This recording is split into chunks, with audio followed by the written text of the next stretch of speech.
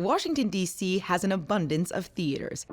Powerhouses like Shakespeare Theater, Signature Theater, and Arena Stage, but also dozens of small companies that together make D.C. one of the largest theater towns in the nation.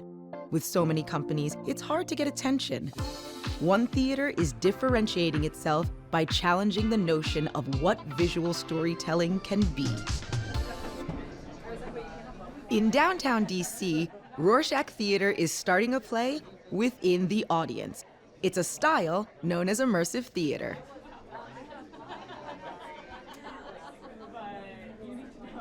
Hi. Hello. Hi. Hi. Well, this might be too forward, but before I do anything, I have to ask, what are you doing here? I'm expecting to see a show. By that I mean, what are you hoping to get? Immersive theater is a huge word, and it can mean a lot of different things to a lot of different companies. For us, it means surrounding the audience with the world of the play, letting them step inside of it. I ask because, in full transparency, I am out of mirrors. I don't have any left. Usually when people come to see me, that is what they're hoping to find. But all the glass has been bought and sold and resold again and again, so if you came here for a mirror, just go somewhere else. Immersive theater has been going on since the beginning of time.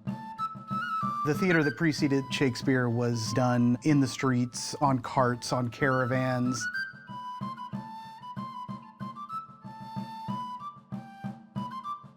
It would be a true sort of community event. Not like theater as we know it, where everybody sits in nice and tidy seats, doesn't eat anything, and behaves very well. Once upon a time, there was a king who loved figs. Doug Robinson's The Figs is this beautifully chaotic fairy tale. He loved figs more than any other food. He'd eat them for breakfast. It's very sort of street theater.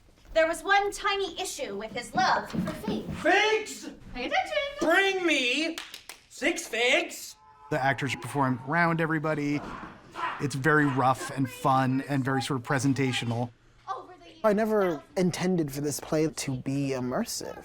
So when Randy and Jenny approached me about doing it in this immersive way, my mind was blown. I never thought to have the audience situated within the world itself. We think about how to engage the audience in a more visceral experience and to just really allow audiences to be connected to the experience in a deeper way. We are named Rorschach Theater for the ink blot test invented by Herman Rorschach.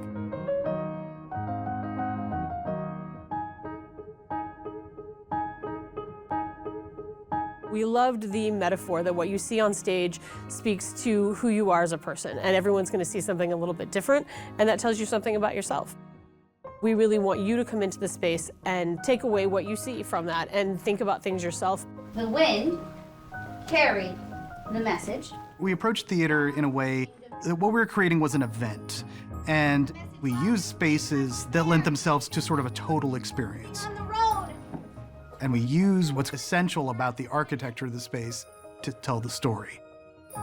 For this show, The Figs, of the architectural elements that we use, the stairs are a big one. There comes a moment where the audience actually follows something from the story, the idea that as you're descending down the stairs, you're descending deeper into the story, using a space in a way that would deepen the experience.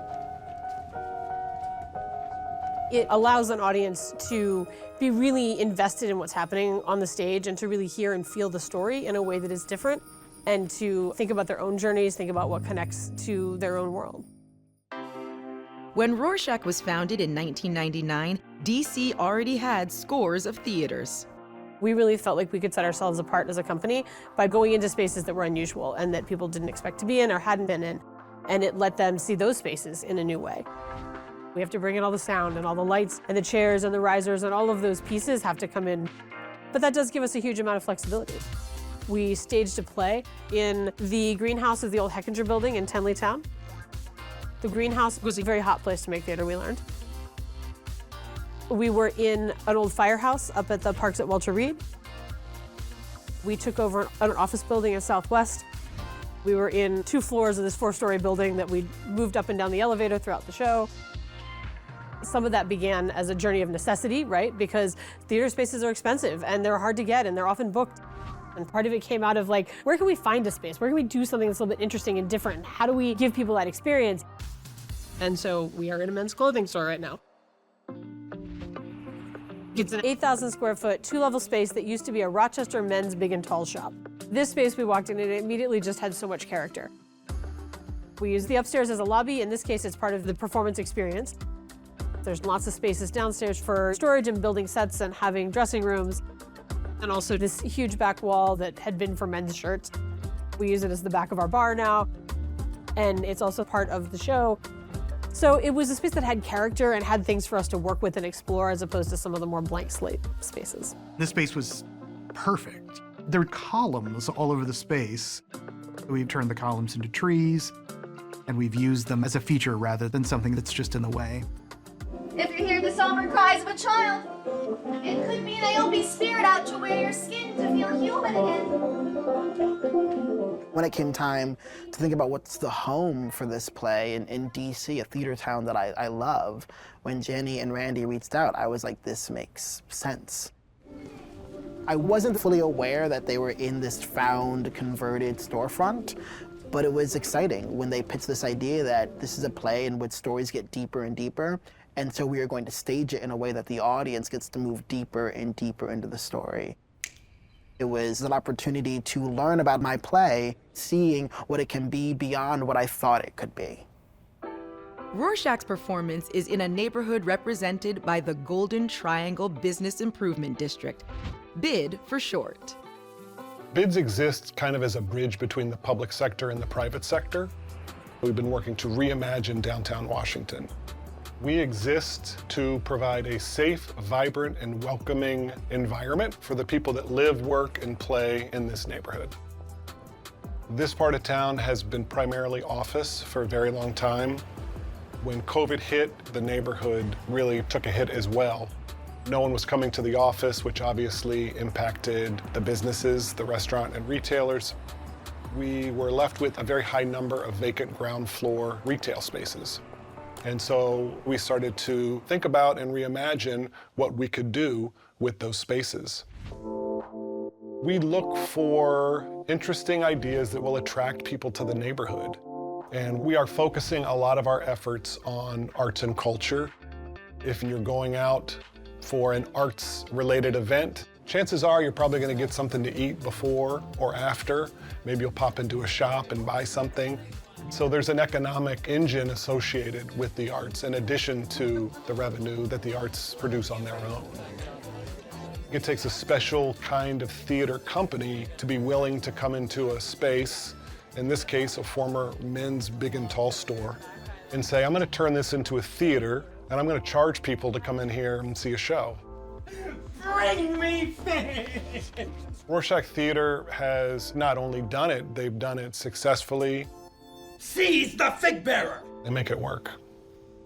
So you're talking about the idea that you think you know how it's going to end, and then you turn to them and you're like, I didn't expect this. What I love about DC is the artists who are here and local, in the corners, making the work at the smaller theaters, taking the risks, and to be around them. I think it's literally coming out, seeing her, boom, the movement ends, and then you go back there. Do you know how many young actors are in this show? This is like a big deal for them. That is a gift for me, because I was once a young actor in a show at a theater of this size. It's a way to, like, I don't know, give back, support, do unto others. For once in your life, be useful, June, and tell John that he missed. This is my first professional production, actually, so everything's very new. But it's been lovely and really fun. It's really encouraging, I think, to see that the audience is, like, going with the flow and doing what we hoped they would do. What if I flew off this roof and out into the world? Honk, not fly. This is my second immersive show, and this company's ability to tell stories in such unconventional ways and to get the audience to just climb on board and go along for the ride It's really fun and it's a great acting challenge. I hope you got what you came for. And more than that, I hope you got something you didn't expect. It's very different to be like talking directly to the crowd of people than talking over the heads of the crowd of people. I just ate mud. Because Rorschach is a playful company, they take risks. Funny thing, stories. People assume that the tellers know how they will end, but that is not true. A theater company in DC that took a chance on me before I had that degree matters. It matters. It says there's space here for artists.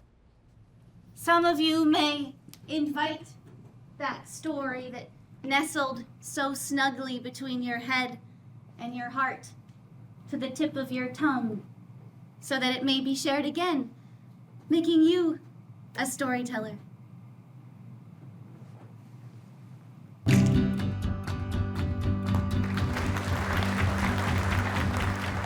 I like the integration of the play area with the area that we are allowed to be with as an audience. Like the bar in the play suddenly becomes a bar we can go and get a drink from. They conjure magic out of nothing, it feels like, and it makes it even more meaningful and intimate in a space like this. We had 100 people in a vacant storefront that would have otherwise been quiet with tumbleweeds blowing through it on a Friday night in downtown, and instead you had 100 people paying to see art. We tell stories that have heightened reality, and everyone needs that in their life. Everyone needs to be able to walk outside and see things in a way that makes you think about what's possible and not what is and what could be. In some ways, a truly immersive play isn't even theater anymore. It's something between a gallery visit and a punk rock show and theater. It's something exciting, and I think it's something that everyone should do. Currently, Rorschach is running a self-guided urban adventure called Vox Populi, a psychogeographies project. It culminates in a performance in August. Go to RorschachTheater.com for details. Hi, I'm Felicia Curry, host of WETA Arts. To get more ideas on what to see and do in the DC arts community, be sure to subscribe to our channel. Thank you for your support.